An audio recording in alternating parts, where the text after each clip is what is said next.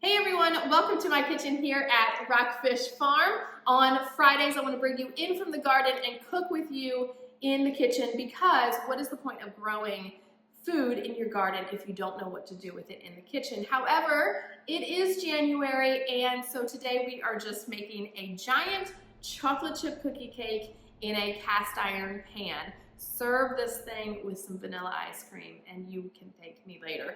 This thing is awesome. It gets these nice crisp edges and then most of it on the inside is super, super soft, and it is wonderful. So before we get started, let's talk a little bit about using cast iron because I don't want you to be scared of it. I use this probably 95% of the time that I cook. Here's 5 things that I want you to know. I go into more detail on this, plus the recipe is on my website at rockfishfarm.com. So number 1, you're not gonna boil water in your cast iron pans.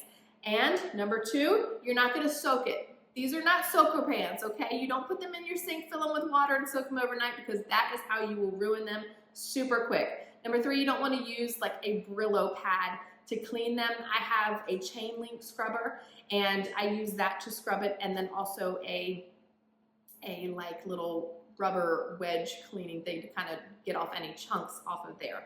Okay, so number 4, don't be afraid of the word seasoning, okay? Because seasoning just means you're putting this protective layer on it and you're doing that every time you cook. So you cook with your pan and then you want to clean it, and then you want to dry it immediately, and then you want to layer it with oil.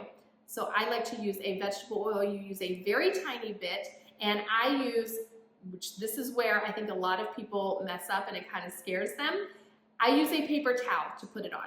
So I pour just maybe like a teaspoon in the pan, and I wipe it with the paper towel, fold the paper towel, and wipe off all the excess oil. So you will still see that it's shiny, but it's not like super greasy, because if you leave that super greasy oil on there, it'll make your pan have a sticky finish.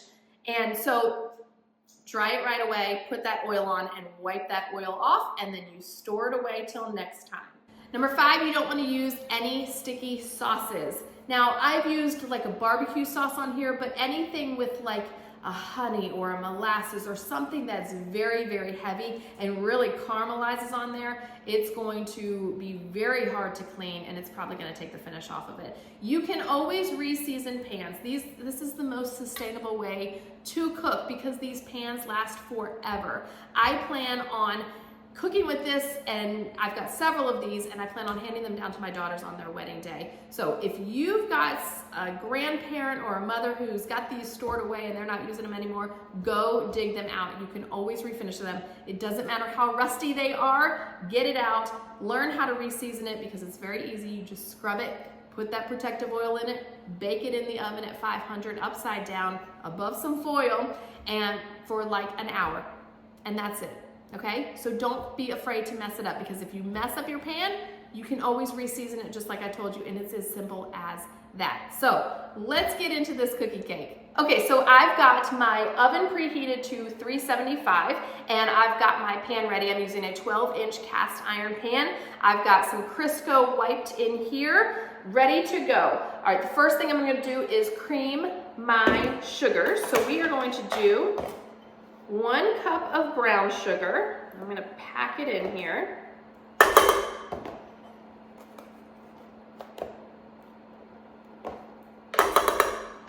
And a 1/2 cup of regular granulated sugar.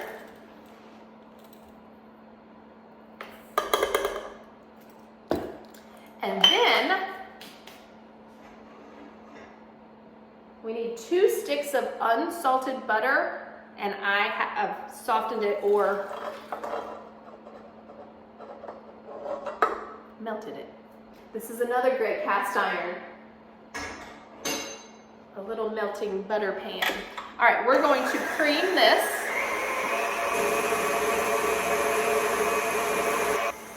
All right, I've got a teaspoon of vanilla,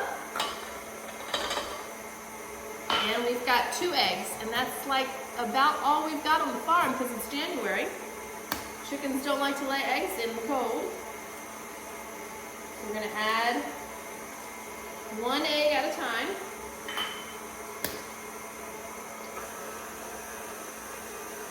All right, I've turned off my mixer and I'm gonna add in 2.5 cups of all-purpose flour and 1 teaspoon of salt and 1 teaspoon of baking soda.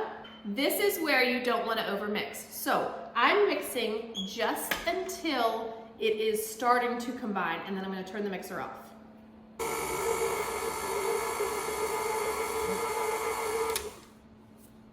Now I've got about 2.5 cups of chocolate chips here, and I'm going to add 2 cups or so into the batter.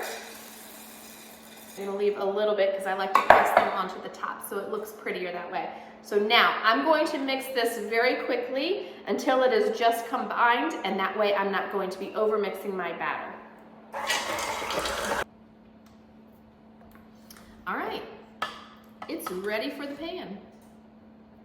This thing is so easy. I bring this all the time to, parties, or whenever I'm supposed to bring something, I say, okay, I'll bring dessert. Because this thing, it's so easy to make, and usually I make multiples. Press it out into this pan.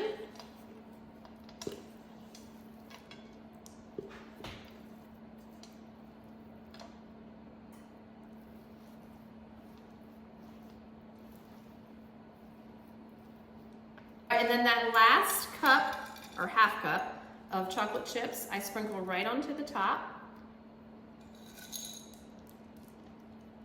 And then I just kind of lightly press them into the batter. I just think it gives a prettier look to the top of it. All right, this is going in that oven, and we're gonna cook about 25 to 30 minutes. It's gonna be done when I stick a knife into the center and it comes out almost clean.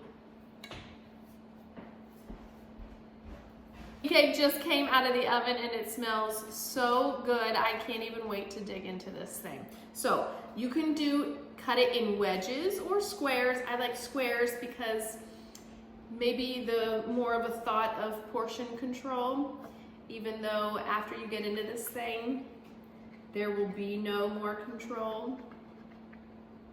We should wait to cut, but I think I'll just take a slice out for right now, because then you run into this where your chocolate gets all, and it's kind of soft still. You want it to firm up. Okay, let's see how we did. When you eat it like this, when it's still hot, it tastes more like cookie dough.